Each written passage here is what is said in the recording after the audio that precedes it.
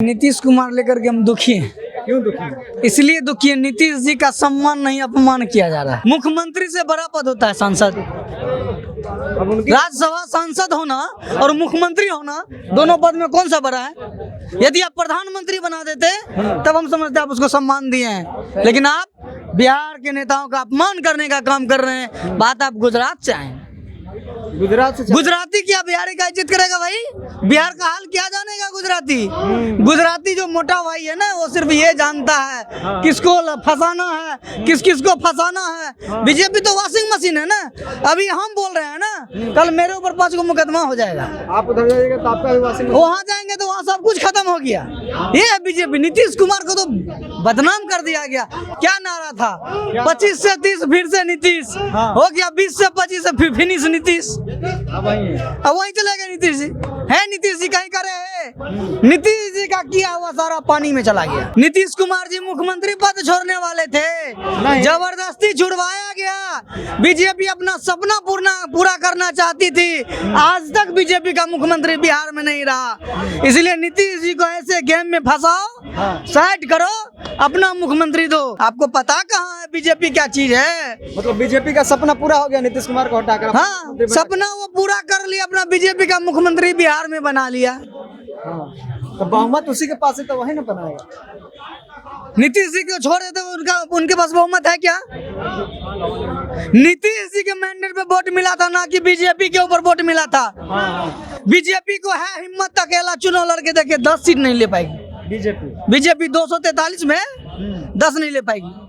मतलब नीतीश कुमार को आगे करके पूरा वोट ले लिया। नीतीश कुमार को दुल्हा बनाया, सबको बाराती बनाया। हे बाप, दुल्हा से हटा दिया, दूसरा को दुल्हा बना दिया। 6 महीना से पहले ही ये जनता तो सरकार मुख्यमंत्री किसी और को चुनी, लेकिन जनता के साथ धोखा देखिए क्या हो रहा है। सरकार को चुन रही है, नेता सरकार को चुन रही है। जनता का फैसला है कहाँ? जनता ने तो नीतीश जी को फैसला दिया था, वो कहाँ गया? अच्छा, कहा जा रहा है कि 10,000 रुपया तो दिए थे चुनाव से पहले, तो अब तो नीतीश कुमार अभी से ही हट गए, तो फिर 2 लाख रुपया कौन देगा? वो सिर्फ वोट लेने का तरीका था। नीतीश जी भी 2 लाख देने वाले आदमी नहीं थे। यही नीतीश जी कहते हैं 125 यूनिट हम बिजली फ्री करेंगे। अभी पता है ना, समय के अनुसार रेट बढ़ गया, कीमत बढ़ गया 1 अप्रैल से, फ्री चले गया। तो नीतीश जी झूठ बोले कि मोदी जी झूठ, दोनों तो झूठा है, झूठा पार्टी है, दोनों झूठा है। क्या बोल रहे थे आप नीतीश कुमार को लेकर? तू हिंदू बनेगा ना मुसलमान बनेगा, तू हिंदू बनेगा ना मुसलमान बनेगा, इंसान की औलाद है, इंसान बनेगा। नरेंद्र मोदी जी न हिंदू बन पाए, न मुसलमान बन पाए, और न अच्छा इंसान बन पाए। ये नरेंद्र मोदी जी एक नारा लेकर चले थे कि भारत माता की जय। अब भारत माता की जय बोलकर इन्होंने रेल बेच दिया, तेल बेच दिया, FCI बेच दिया, एयरपोर्ट बेच दिया, पानी बेच दिया, बिजली बेच दिया, सड़क बेच दिया, और नरेंद्र मोदी जी अपना ईमान बेच दिया। हिंदुस्तान की पूरी संपत्ति, पूरा हिंदुस्तान बेच दिया। यह है नरेंद्र मोदी जी की ताकत। और कहते थे कि 56 इंच का सीना है। जब जब इस देश में विपत्ति आती है, नरेंद्र मोदी जी विदेश में चले जाते हैं मलाई चावने के लिए। बताइए तो जरा, यह नरेंद्र मोदी जी एक कमजोर प्रधानमंत्री हैं, एक डरपोक प्रधानमंत्री हैं, एक बहरूपिया प्रधानमंत्री हैं, एक झूठा प्रधानमंत्री हैं। इस देश के इतिहास में लिखा जाएगा कि सबसे झूठा प्रधानमंत्री कौन है, तो उस व्यक्ति का नाम है नरेंद्र मोदी जी। मैं नीतीश कुमार जी के साथ क्या हुआ वो बताइए आप तो। नीतीश बाबू जी के साथ षड्यंत्र हुआ है। ये भाजपा वालों ने षड्यंत्र करके बिहार के मुख्यमंत्री के कुर्सी पर हथियाने का काम किया है, और नीतीश बाबू को षड्यंत्र के द्वारा उन्हें दिल्ली भेजने का काम किया है। नीतीश बाबू कभी क्राइम, करप्शन, कम्युनलिज्म से हाथ मिलाने वाले व्यक्ति नहीं थे।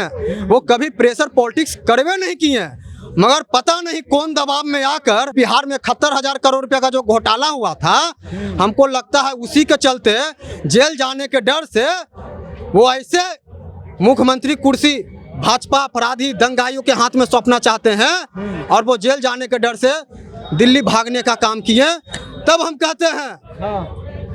कहते हैं कि चाचा तो चले तरी पार, अब होगा बिहार में 4 गुना लाठी चार्ज। अब दौड़ा दौड़ा के मारेगा भाजपा के लोग जिन्होंने 10-10 हजार रुपया लिया है। अब ये भाजपा के लोग किसी का है? भाजपा किसी का है? सबको ठगने का काम किया है, छोटी छोटी पार्टियों को निगलने का काम किया है। हर जगह उसी का सरकार बन रहा है। अरे जहाँ जहाँ इसकी सरकार बनती है 4 गुना लाठी चार्ज होता है और गरीबों पर बुलडोजर चलता है। तब हम कहते हैं कि नरेंद्र मोदी जी आप सत्ता के घमंड में आकर सत्ता का दुरुपयोग कर रहे हैं। जान लीजिए आज समय से बड़ा कोई बलवान नहीं है। अगर समय चला गया तो साधना नहीं होगी और भक्त रूठ गया तो आराधना नहीं होगी। और 3 से 303 और 240 के आंकड़ा बताते हैं कि 2029 में जब आप चले जाइएगा तो दोबारा लौटने की संभावना नहीं होगी, ये जान लीजिए। और ये भाजपा नफरत फैलाने वाली पार्टी है, दंगाई पार्टी है, जनता पार्टी है और आने वाले दिनों में जनता जवाब देगी। और हमारे लालू यादव जी के बारे में कहते थे कि जंगल राज है, जंगल राज है। मेंटली ठाकुर जी आपको मालूम नहीं है कि अभी जंगल राज चल रहा है कि मंगल राज चल रहा है कि किसी का बाप का राज चल रहा है। कहते थे कि बउआ रे 6 बजे के बाद न निकली है, बबुनी गए 6 बजे के बाद नहीं निकली है। बताइए तो जरा, 1990 में हमारा तो जन्म नहीं हुआ था और न हम राजनीति में थे, मगर लेकिन एक परिभाषा आया था पटना के हाईकोर्ट के जज ने एक परिभाषा दिया था जंगल राज का। आज वो साक्षात जंगल राज दिख रहा है। और मेंटली ठाकुर जी को मालूम नहीं है, वो तो भाजपा का शिकार हो गई है। अभी वो छोटी सी बच्ची है, विधायक भले बन गई है, मगर बिहार में अपराध और देश दुनिया में जो अपराध बढ़ रहा है इतने हो रहा है दिन दहाड़े। अब समाजवादी लड़ाई जो है कमजोर दिखता रहा है। लालू प्रसाद यादव जी ने जिस सामाजिक लड़ाई को लड़े और लालू प्रसाद यादव जी के ही लड़ाई के कारण माननीय मुख्यमंत्री श्री नीतीश कुमार जी बिहार में 20 वर्षों तक राज किया है। लालू प्रसाद यादव जी सामाजिक न्याय की लड़ाई लड़ने का काम किए थे, पिछड़े, दलितों, वंचितों, शोषितों, उसकी आवाज की लड़ाई लड़ते थे। और आज उसको जो है नीतीश कुमार जी को पंगु बना दिया। हमारे राष्ट्रीय कार्यकारिणी अध्यक्ष राष्ट्रीय जनता दल के माननीय श्री तेजस्वी प्रसाद यादव जी हमेशा से दलितों, पिछड़ों, अति पिछड़ों, है ना, वर्ग के लिए 65% आरक्षण का जो है सो उन्होंने जातिगत आधारित गणना करा के उन्होंने 65% आरक्षण जो है वो बढ़ाने का काम किए। और उसका हमेशा से शुरू से राष्ट्रीय जनता दल का मांग रही है कि इस आरक्षण को 9वीं अनुसूची में डाले। लेकिन यही भारतीय जनता पार्टी के लोग उसको जो है 9वीं अनुसूची में डालने से नकार रही है और आरक्षण को, बहुजन के आरक्षण को हमेशा से ही ये दरकिनार करने का कोशिश करती है। जगदेव बाबू भी कहते थे कि पहला पीढ़ी मारा जाएगा, दूसरा पीढ़ी जेल जाएगा और तीसरा पीढ़ी राज करेगा। और हम लोग तीसरा पीढ़ी तो आ गया है समाज। तीसरा पीढ़ी है ना, तो तीसरा पीढ़ी हम लोग तीसरा पीढ़ी के लोग हैं, इसीलिए तो तीसरा पीढ़ी के लोग है ये कलम खोस के चल रहे हैं। बाबा साहब डॉक्टर भीमराव अम्बेडकर जी का देन है। बाबू तो कुशवाहा समझते थे, तीसरा पीढ़ी तो सम्राट चौधरी तो आएंगे मुख्यमंत्री। देखिए सम्राट चौधरी जो है मुख्यमंत्री बन रहे हैं, वो लालू प्रसाद यादव जी का देन है। वो किसका प्रोडक्ट है भाई? यहीं से शिक्षा लेकर गए। अरे यहीं से ना शिक्षा दीक्षा लेके गया है सम्राट चौधरी ने। उसको 2 महीना कम था, MLC बना के उसको मंत्री बनाए थे लालू प्रसाद यादव जी, आप सब जानते हैं। आज लालू प्रसाद यादव जी के पाठशाला से निकला हुआ है सम्राट चौधरी, उधर जाकर मुख्यमंत्री बन रहा है। कम से कम तो उसको इज्जत करना चाहिए सम्राट चौधरी को, लेकिन दिन रात वो गाली देने का काम करता है। लेकिन कुछ भी करता हो, लालू प्रसाद यादव जी के नाम लिए बिना भारतीय जनता पार्टी हो चाहे कोई भी दल हो, उसका दाल नहीं गलने वाला बिहार में। चूंकि सामाजिक न्याय की बात आएगी, इतिहास में नाम लिखने की बात आएगी, तो लालू प्रसाद यादव जी का नाम लिखा जाएगा, नीतीश कुमार जी का नाम नहीं लिखा जाएगा भाई। उन्होंने हमेशा से RSS और बीजेपी के साथ उन्होंने सर झुकाने का काम किया है। इसलिए सामाजिक न्याय के मसीहा आदरणीय लालू प्रसाद यादव जी ने सामाजिक न्याय के तहत दलितों का उन्होंने उचित स्थान दिया। मुझे विश्वास है तेजस्वी प्रसाद यादव जी हमेशा से बहुजन समाज के सभी वर्ग के लोगों को एक साथ लेके चलेंगे और हम सभी भी बहुजन समाज के लोग दृढ़ संकल्पित हैं उसको मुख्यमंत्री बनाने के लिए। जय भीम। आज नीतीश जी का इतिहास जब मूल्यांकन करेगा, आज वर्तमान है, तो यही कहेगा एक समाजवादी होते हुए आपने RSS को पाला पोसा, उसे बड़ा किया, उसे इस काबिल बनाया कि इस बिहार की फिजा में जहर घोल सके। भाजपा दंगाई पार्टी है, भाजपा ने सिर्फ और सिर्फ दंगा फैलाने का काम किया, भारत को का काम किया। आप उस विरासत के पोषक को आप बढ़ावा देकर उस विरासत को समझिए, जात से मत जाइए। तुलना करना होगा लालू प्रसाद यादव का या नीतीश कुमार का, तो आप बेहतर किसको बताएंगे? वो किसको सत्ता सौंप के जा रहे हैं? वो सत्ता उस व्यक्ति को सौंप के जा रहे हैं, उस विचारधारा को सौंप के जा रहे हैं जो भारत में सिर्फ दंगा और दंगे के अलावा कुछ नहीं किया। गोधरा कांड से लेकर के चाहे वो राम मंदिर के नाम पर किसी मस्जिद को शहीद कर देना हो एक लोकतांत्रिक देश में, तो उस विचारधारा को आप ये मत जाइए कि कुशवाहा समाज का व्यक्ति सीएम बन रहा है, यादव समाज का व्यक्ति, दलित समाज का व्यक्ति, अति पिछड़ा समाज का व्यक्ति किस समाज का सीएम बन रहा है, इस पे कतई मत जाइए। जो भी बनेगा वो रबर स्टैंप होगा, वो आरएसएस और गोलवलकर के बंच ऑफ थॉट को आगे बढ़ाएगा।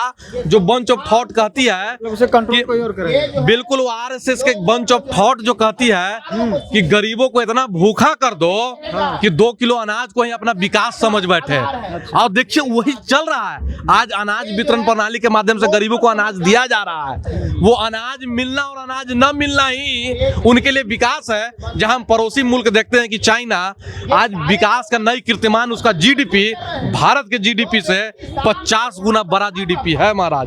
$30 ट्रिलियन का 2-3 ट्रिलियन का जीडीपी है। तो आपने हमारे युवाओं को बेरोजगार कर दिया। उनको इस प्रकार से अपने हिंदू धर्म के माध्यम से आपने कल्चरल रिवाइवल के नाम पर आपने हमारे युवाओं को दंगाई फौज बना दिया। आपके बच्चे ऑक्सफोर्ड में पढ़ रहे हैं, आपके बच्चे लंदन स्कूल ऑफ इकोनॉमिक्स से अर्थशास्त्री बन रहे हैं, लेकिन यहाँ बहुजन के बच्चों को आप बहका रहे हैं। आप कल्चरल रिवाइवल के नाम पर, आपको कल्चर रिवाइवल करना ही है तो आप बाहर जाते हैं तो कहते हैं कि हम बुद्ध के देश से आए हैं। बुद्ध की बात आप क्यों करते हैं? कहाँ चला जाता है आपको पहचान, जो हिंदू हृदय सम्राट वाला जो भारत में लिए घूमते हैं? भारत में रहते हैं तब भारत में रहते हैं तो वही दंगाई नारा लगाते हैं विदेश में हिंदू मुसलमान के बीच में कि मरना धर्म के नाम पर यही जायज है।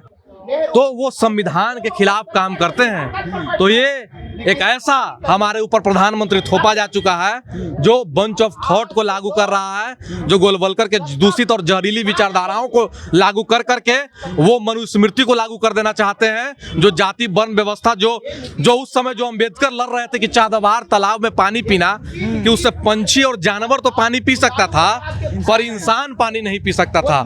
ये मनुस्मृति का कानून है। तो इसको बचाना होगा।